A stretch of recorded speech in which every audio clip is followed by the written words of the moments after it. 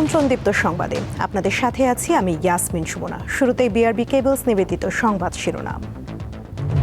দীর্ঘ ৩৫ বছর পর দেশে আবারও প্রতিদ্বন্দ্বিতাপূর্ণ রাষ্ট্রপতি নির্বাচন, আজ ভোট গ্রহণ শেষেই ফলাফল ঘোষণা। বাংলাদেশে বিনিয়োগ বাড়াতে আগ্রহী ভারত, যৌথ টাস্ক ফোর্স গঠনের সিদ্ধান্ত, ইতিবাচক মন্তব্য ব্যবসায়ীদের। আসিয়ান কাপে খেলা নিয়ে সিদ্ধান্তহীনতায় বাফুফে, বড় দলের বিপক্ষে শক্তি পরীক্ষা করে নিতে আগ্রহী কোচ।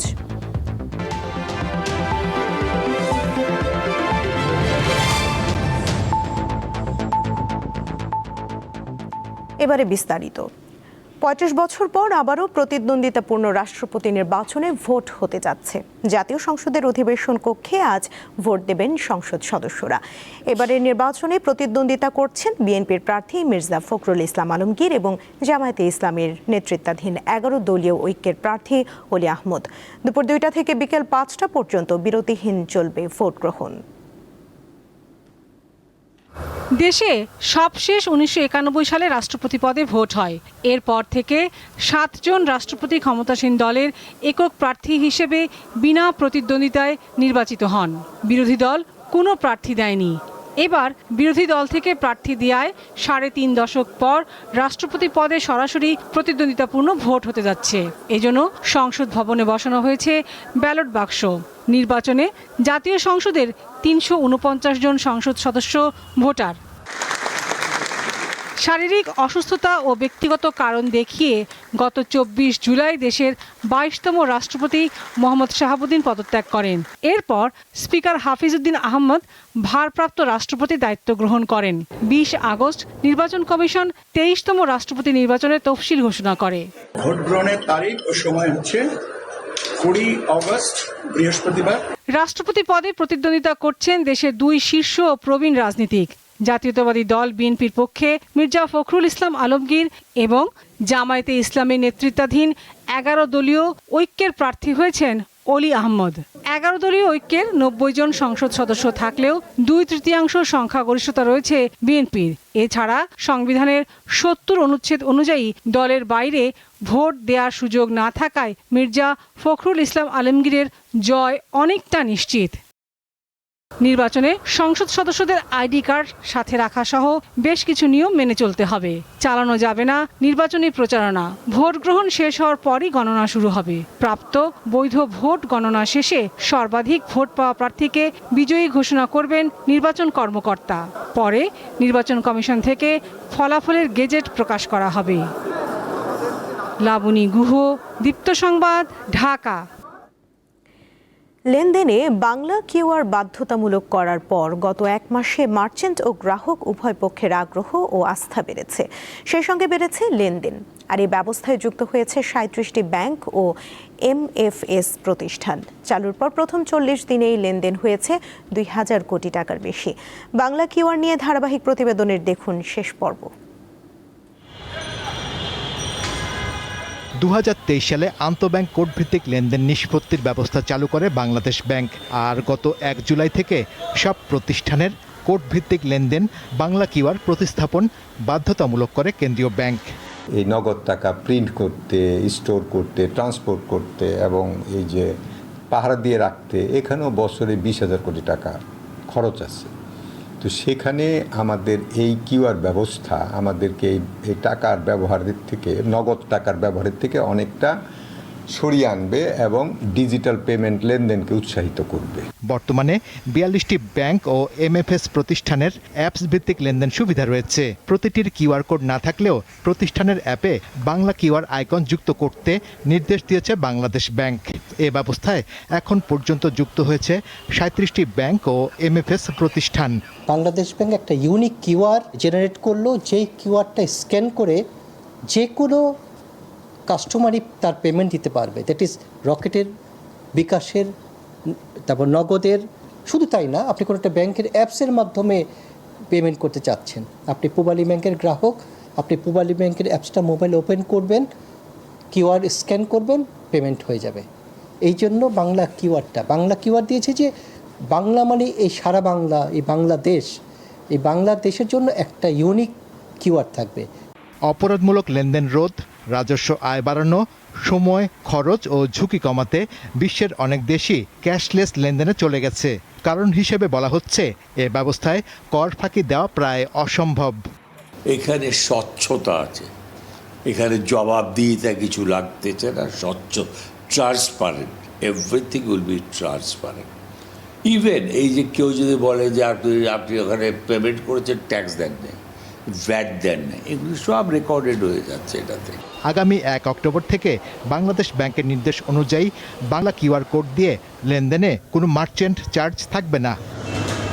বাংলা কিউআর কোডে দুর্বল ইন্টারনেট সংযোগ, মোবাইল ডাটার অভাব, গ্রাহক ও খুচরা বিক্রেতাদের প্রযুক্তি জ্ঞানের স্বল্পতা এবং সাইবার নিরাপত্তা ঝুঁকি বড় বাধা।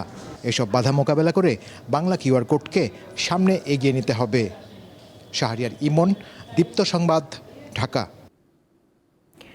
বাংলাদেশে ব্যবসা ও বিনিয়োগ বাড়াতে চান ভারতীয় ব্যবসায়ীরা। সেই লক্ষ্যে দুই দেশের মধ্যে যৌথ টাস্ক ফোর্স গঠনের প্রস্তাব দিয়েছে ভারতের শীর্ষ ব্যবসায়ী সংগঠন confederation of Indian industries, CII। এই প্রস্তাবকে স্বাগত জানিয়েছে বাংলাদেশের ব্যবসায়ীদের শীর্ষ সংগঠন FBCCI। আগামী 2 সপ্তাহের মধ্যে এই টাস্ক ফোর্স গঠন করা হতে পারে। বর্তমানে বাংলাদেশ ভারত দ্বিপক্ষীয় বাণিজ্যের পরিমাণ প্রায় $12 বিলিয়ন।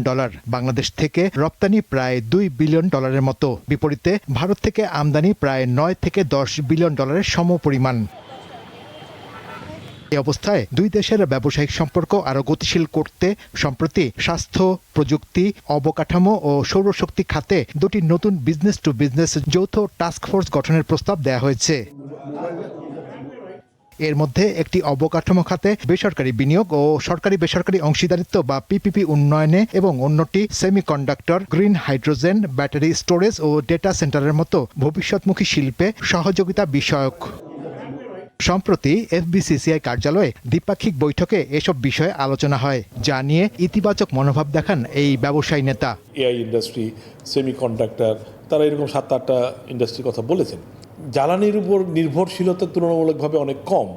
এরকম যদি ইনভেস্টমেন্টের খাতগুলি আমরা বের করতে পারি, তাহলেও কিন্তু আমাদের দেশি বিদেশি বিনিয়োগ আহরণ করা এবং তার মাধ্যমে কর্মসংস্থান সৃষ্টি করা এবং সেটাকে অর্থনীতিকে সচল রাখার ক্ষেত্রে গুরুত্বপূর্ণ ভূমিকা পালন করবে। তিনি আরও বলেন, কিভাবে উভয় দেশের ব্যবসায়ীদের মধ্যে আস্থা বাড়ানো যায় সেটি নিয়েও কাজ করতে হবে।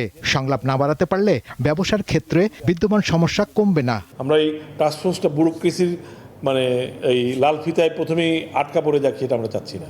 অনেস্টলি আমরা দুই পক্ষে আলোচনা করেছি যে আমরা সরকারের কাছে এই আবেদনটা জানাবো যাতে টাস্কফোর্সটা একেবারেই B2B টাস্কফোর্স হয়। টাইম ফ্রেমটা দেওয়া একটু দূর বাট যদি এটা B2B হয় তাহলে মোটেও খুব বেশি সময় লাগবে না, 2 সপ্তাহের ভিতরেও করা সম্ভব হতে পারে। এছাড়া বাংলাদেশ ভারতের মধ্যকার বাণিজ্যে অশুল্ক বাধা, ভিসা প্রাপ্তি নিয়ে জটিলতা দূর করার বিষয়েও আলোচনা হয়েছে বলে জানিয়েছে FBCCI। শাহরিয়ার ইমন, দীপ্ত সংবাদ, ঢাকা। নওগাঁয় এয়ার ব্লোয়ার মেশিনের মাধ্যমে পেঁয়াজ সংরক্ষণ জনপ্রিয় হয়ে উঠছে। কৃষি বিভাগের সরবরাহ করা বিনামূল্যের এই মেশিন পেয়ে সন্তুষ্ট জেলার কৃষকরা।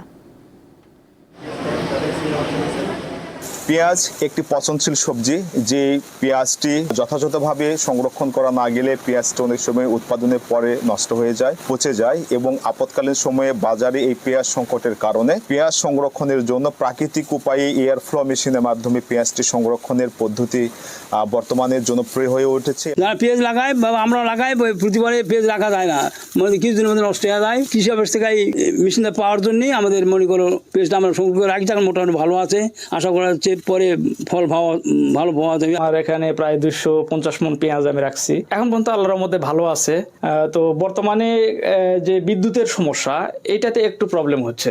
এটাতে নিরবচ্ছিন্ন যদি বিদ্যুৎ থাকে তাহলে আমার মনে হয় সঠিক মানের পেঁয়াজ যদি রাখা যায় তাহলে আমার মনে হয় ভালো থাকবে। এয়ার ফ্লো মেশিনে পেঁয়াজ সংরক্ষণ করে, প্রাকৃতিক উপায়ে সংরক্ষণ করে কৃষকেরা বাজারে যখন দাম থাকে তখন এটা বিক্রয় করে চাষিরা লাভবান হবে এবং বাজারে যে আকাশচুম্বী যে দামের একটা প্রবণতা থাকে এটা থেকে রক্ষা পাবে, ফলে ক্রেতারাও লাভবান হবে। আমদানি নির্ভরতাও কম। কৃষকদের পক্ষ থেকে আবেদন করা হচ্ছে এই এয়ারফ্লো মেশিনটি যদি চাষি রয়েছেন তাদের মাঝে যদি সরবরাহ করা হয় তাহলে আগামীতে এই এয়ারফ্লো মেশিনের মাধ্যমে প্রাকৃতিক উপায়ে পেঁয়াজের সংরক্ষণ আরো বাড়বে। আপৎকালীন সময়ে যে পেঁয়াজ আমদানি করতে হয় সে আমদানি কম করতে হবে এবং বাজারে পেঁয়াজের সাশ্রয়ী মূল্যে যারা ক্রেতা রয়েছেন তারা পেঁয়াজটি কিনতে পারবে, এমনটি জানিয়েছেন এই এয়ারফ্লো মেশিনের মাধ্যমে পেঁয়াজ সংরক্ষণকারী চাষিরা।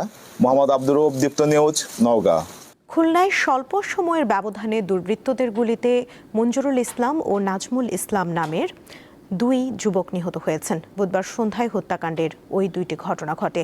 স্থানীয় বাসিন্দা ও পুলিশ জানায় বুধবার সন্ধ্যায় ৮০ বিঘা কালভার্ট এলাকায় ৮ থেকে ১০ জনের একটি সশস্ত্র দুর্বৃত্ত দল মঞ্জুরুলকে লক্ষ্য করে এলোপাতাড়ি কয়েক রাউন্ড গুলি ছোড়ে। তাকে উদ্ধার করে হাসপাতালে নেওয়া হলে দায়িত্বরত চিকিৎসক মৃত ঘোষণা করেন।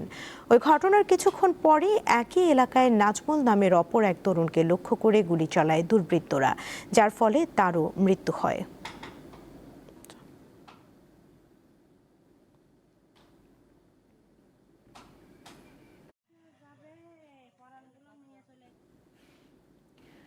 হবিগঞ্জ মেডিকেল কলেজ হাসপাতালে রুম দখলকে কেন্দ্র করে ছাত্রদল ও শিবির কর্মীদের মধ্যে সংঘর্ষ হয়েছে।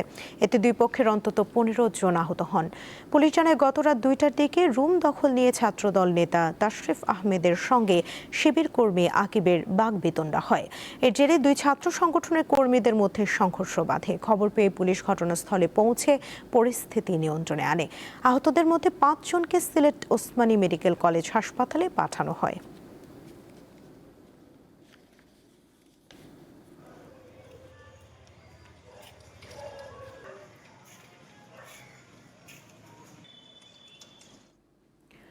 কলকাতায় অগ্নিকাণ্ডে মৃত আরও ২ জন বাংলাদেশের পরিচয় নিশ্চিত হয়ে গেছে। এ নিয়ে ৭ জন বাংলাদেশি নাগরিকের পরিচয় পাওয়া গেল। ভয়াবহ দুই ঘটনায় ৯ জন নিহত হন। বাংলাদেশিদের মধ্যে ৪ জন কুষ্টিয়ার, ১ জন ঢাকার এবং ২ জন সাতক্ষীরার। কুষ্টিয়ার ৪ জন হলেন দেবাশিস দত্ত, তার স্ত্রী আফসানা শারমিন, ছেলে স্বর্ণশেষ দত্ত ও শ্বশুর আকরাম হোসেন। ঢাকার সাভারের যে ব্যক্তি মারা গেছেন তার নাম আহমেদ বাবু। আর সাতক্ষীরার ২ জন হলেন SM আলিমুজ্জামান ও রেবতী সরকার। আগুনের এই ঘটনায় জমির মালিককে আটক করা হলেও হোটেল মালিককে এখনও গ্রেফতার করা যায়নি। আগুনে ক্ষতিগ্রস্ত আবাসিক হোটেলটি সাময়িকভাবে বন্ধ করে দেওয়া হয়েছে। পাশাপাশি কলকাতার বাণিজ্যিক কাঠামোর নিরাপত্তা ব্যবস্থা খতিয়ে দেখতে পৃথক তদন্ত কমিটি গঠনের কথা জানিয়েছে স্থানীয় পৌরসভা। ইরানের বিরুদ্ধে সবচেয়ে কঠোর অর্থনৈতিক নিষেধাজ্ঞার ঘোষণা দিয়েছেন যুক্তরাষ্ট্রের প্রেসিডেন্ট ডোনাল্ড ট্রাম্প। পাশাপাশি তেহরানের সঙ্গে ব্যবসা করা যে কোনো দেশকেও ভয়াবহ অর্থনৈতিক পরিণতির হুমকি দেন তিনি। স্থানীয় সময় বুধবার সামাজিক যোগাযোগ মাধ্যম ট্রুথ সোশ্যালে দেয়া এক পোস্টে তিনি এই ঘোষণা দেন। পোস্টে ট্রাম্প জানান, ইরান চুক্তি করার সুযোগ হাতছাড়া করেছে, তাই এখন নজিরবিহীন অর্থনৈতিক যুদ্ধ ও অবরোধের মুখোমুখি হতে হবে দেশটিকে। পাশাপাশি তেহরানের সাথে ব্যবসা বাণিজ্য বজায় রাখা কিংবা সহায়তা করা যে কোনো দেশের উপর অর্থনৈতিক নিষেধাজ্ঞা আরোপের হুমকি দেন তিনি। তবে দেশগুলোর বিরুদ্ধে কী ধরনের পদক্ষেপ নেওয়া হবে সে বিষয়ে নির্দিষ্ট করে কিছু বলেননি ট্রাম্প।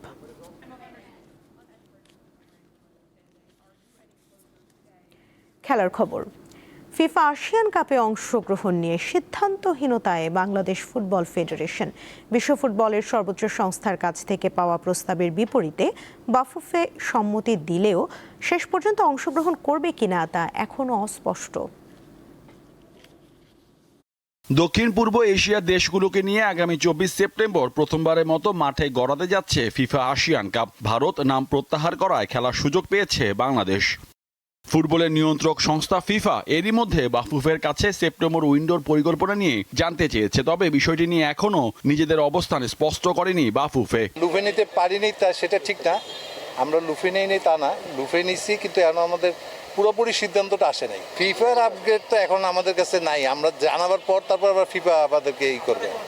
আমরা এখনো কিছু বলি নেই, ইয়েস তো বলি নেই, ওটা তো ইসি মেম্বারদের সঙ্গে মিটিং করে তারপর থেকে এটা আমরা ইনফর্ম করব। আসিয়ান কাপে 14 দল হলেও খেলা হবে দুটি ডিভিশনে। 8 দল নিয়ে প্রিমিয়ার ডিভিশন হবে ইন্দোনেশিয়ায়, 6 দল নিয়ে চ্যালেঞ্জ ডিভিশন হংকংয়ে। প্রিমিয়ার ডিভিশনে স্বাগতিকদের সঙ্গে আছে Thailand, Vietnam, Philippines, Malaysia, Singapore ও পাকিস্তান। চূড়ান্ত হলে বাংলাদেশ এই ডিভিশনে খেলার সুযোগ পাবে। সেক্ষেত্রে এই গ্রুপে সঙ্গী হবে ইন্দোনেশিয়া, মালয়েশিয়া ও সিঙ্গাপুর। আসিয়ান কাপ ওরা আমাদের চেয়ে শক্তিতে এগিয়ে। তাদের বিপক্ষে খেললে আমরা নিজেদের ভুলগুলো শনাক্ত করতে পারবো এবং শিখতে পারবো। সাফ একটি কঠিন টুর্নামেন্ট এবং বাংলাদেশ দীর্ঘ 23 বছর ধরে এটি জিততে পারেনি। এই প্রতিযোগিতার জন্য সবকিছু একদম নিখুঁত হতে হবে, তাই আসিয়ানে অংশ নিলে খুব ভালো হবে। এবারে সেপ্টেম্বর অক্টোবর ফিফা উইন্ডো মোট 16 দিনের। লম্বা এই সময়ে বাংলাদেশ ঘরের মাঠে একটি 4 জাতির টুর্নামেন্ট আয়োজনের চেষ্টা চালাচ্ছে। সেই সঙ্গে কাজাখস্তানে গিয়ে 3 জাতির টুর্নামেন্ট খেলার আমন্ত্রণও রয়েছে। মোহাম্মদ হাসিব, দীপ্ত স্পোর্টস, ঢাকা।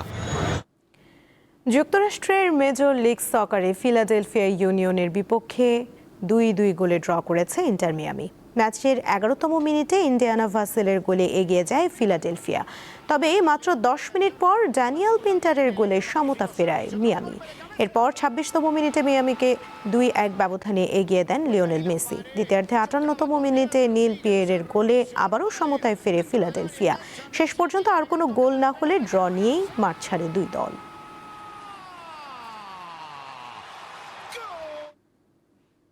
স্পেনের লা লিগায় নতুন মৌসুমে নিজেদের প্রথম ম্যাচে জয় পেয়েছে অ্যাটলেটিকো মাদ্রিদ। গত রাতের খেলায় মালাগাকে 2-0 গোলে হারিয়েছে তারা। ঘরের মাঠে শুরু থেকেই দাপট দেখায় অ্যাটলেটিকো, যদিও খেলার প্রথমার্ধে কোনো সাফল্য পায়নি তারা। 70 মিনিটে লি কাং ইনের গোলে এগিয়ে যায় স্বাগতিকরা। 85 মিনিটে ব্যবধান বাড়ান আলেক্স বায়না। পিছিয়ে পড়ে আক্রমণের গতি বাড়ালেও সাফল্য পায়নি মালাগা। শেষ পর্যন্ত হার নিয়েই মাঠ ছাড়ে দলটি।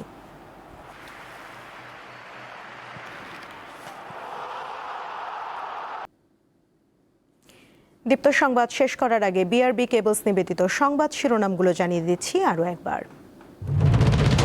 দীর্ঘ 35 বছর পর দেশে আবারও প্রতিদ্বন্দ্বিতাপূর্ণ রাষ্ট্রপতি নির্বাচন। আজ ভোট গ্রহণ শেষেই ফলাফল ঘোষণা।